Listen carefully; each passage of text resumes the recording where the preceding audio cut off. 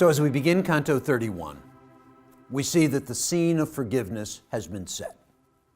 At the end of Canto 30, Dante is standing there weeping and sighing because the pity of the angels has awoken a memory in him. It's the memory of the experience that he had all the way back in the end of the Vita Nuova. It's the experience of the window lady all over again. Somebody is taking pity on him. And in that sense, what Dante, the child man poet, wants more than anything else is for somebody to acknowledge, to recognize, to sympathize with what he's feeling. Beatrice is not having any of that. That's not enough. The whole climb up the mountain has been the process of healing, strengthening, renewing Dante's character, making him capable of conscious suffering, making him capable of conscious suffering in the simplest sense. We're not talking about something mystical or profoundly psychological here. The conscious suffering of looking Beatrice in the face and of hearing what she has to say without imposing on it what he wants her to say. This is the dream of the siren. This is the problem that we trace all the way back to the Vita Nuova. Dante speaking for her, putting his words in her mouth. Now, for the first time, the woman speaks. This echoes the Adam and Eve scene in Genesis, where the patriarchal tradition of the scripture imposed silence on Eve so that she could be portrayed as the fall guy, the one who initiated the temptation and misled poor Adam into the history of sin. This is a reversal of that. And that reversal is going to be accomplished by a repetition of another pattern that is familiar to us from the Christian scriptures, the Gospels. Dante is going to try 3 times to say, yes, that's who I am. The first 2 times he will fail. Finally, with the maximum extent of help that Beatrice can offer, he will succeed in identifying himself. We'll see that in a moment in the text. But in so doing, it's important to recognize that this pattern of repetition, the 3 times that Dante tries to say, this is who I am, and in this we have an echo of St. Peter's threefold denial of Christ in the courtyard of the high priest when Jesus is arrested on Holy Thursday night, emphasized by the threefold question addressed to St. Peter later on in the scripture after Jesus' resurrection, where he says, Simon Peter, do you love me? And Peter is required 3 times to say, Lord, you know I love you, just as he denied him 3 times. So another dimension to this encounter that we're going to see between Dante and Beatrice. So the text of Canto 31 begins with Beatrice addressing Dante, who is still on the other side of the stream, and she has been talking just now to the angels. O you on the far side of the sacred stream, turning the point of her words on me that had seemed sharp enough when I felt their edge. Say it. Say if this is true. To such an accusation, your confession must be joined. You notice the significance of this. You, Dante, must say the words yourself. This is the flesh-made word theme again. The divine revelation comes, the word is made flesh, it becomes part of a human being's existence, but it is not their own.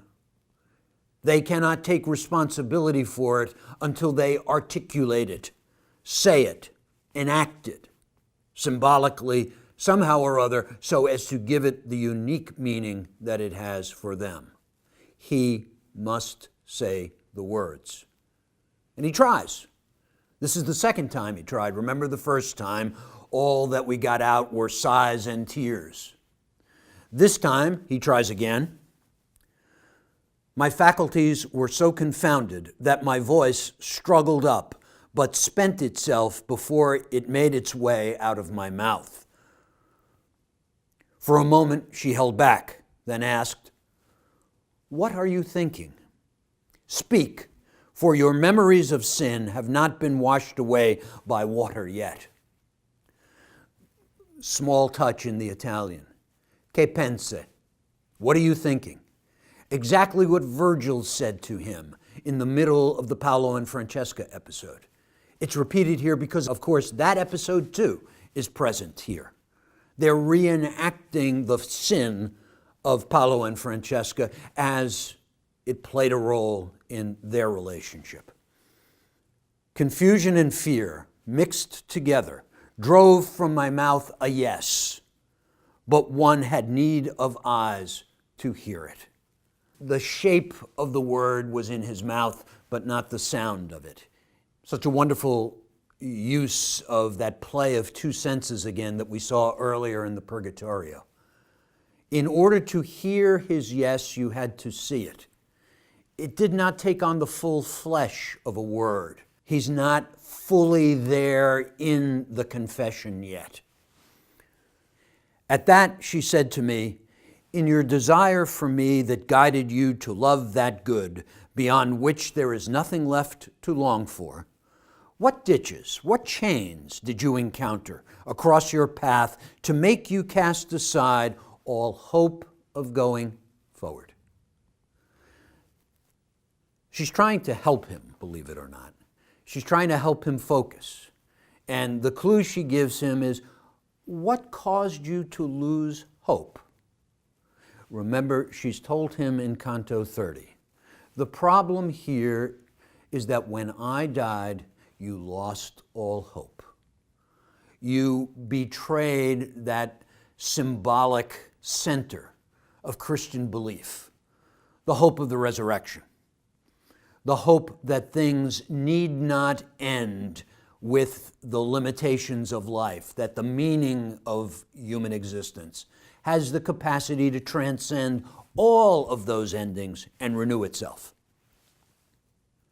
And what profit or advantage showed in the face of other things so that you felt you must parade yourself before them? After heaving a bitter sigh, I hardly had the voice to give the answer my lips were laboring to shape.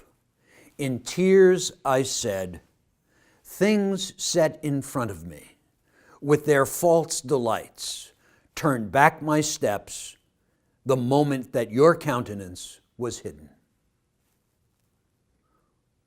Almost without noticing it, the poet has led us to the climactic moment, not only of the Purgatorio, but in a certain sense of the comedy as a whole. He said it. He said it in 3 lines. She has, pardon the expression, gone on and on and on, trying to characterize for him what the nature of this failure has been. And now he has only enough presence of mind to articulate it and repeat the charge in his own small way. Things set in front of me, with their false delights, turned back my steps the moment that your countenance was hidden. Things set in front of me. The Italian says, le presente cose. The present things. What does that mean? Well, in a sense, it's an extraordinary bit of poetic genius, because in those 3 words, Dante the poet manages to say everything. Everything that was here and now. Everything in my life that wasn't you. Everything in my life that wasn't my identity in relationship to you. Managed to distract me so that I forgot what was now not present, what was absent in death, you. And without you at the center, all of those present things that were around the circumference and periphery of my life mean nothing. I acknowledge that. I forgot the center. I forgot the way in which the center is never present, is always absent, but nonetheless is the center of gravity which holds all of those other things in the orbit that gives them their meaning and their place in my identity. I lost the hope that what is not present in life is not only as real as what is present, but is the center that gives what is present all meaning. This is the nature of all human sinfulness. The loss of hope by a failure to trust in the reality of what is not immediately present to us. And this also is the nature of all forgiveness. For forgiveness is nothing other than the capacity of mystery to restore hope where despair has taken root. Forgiveness is simply that transformation of despair back into hope.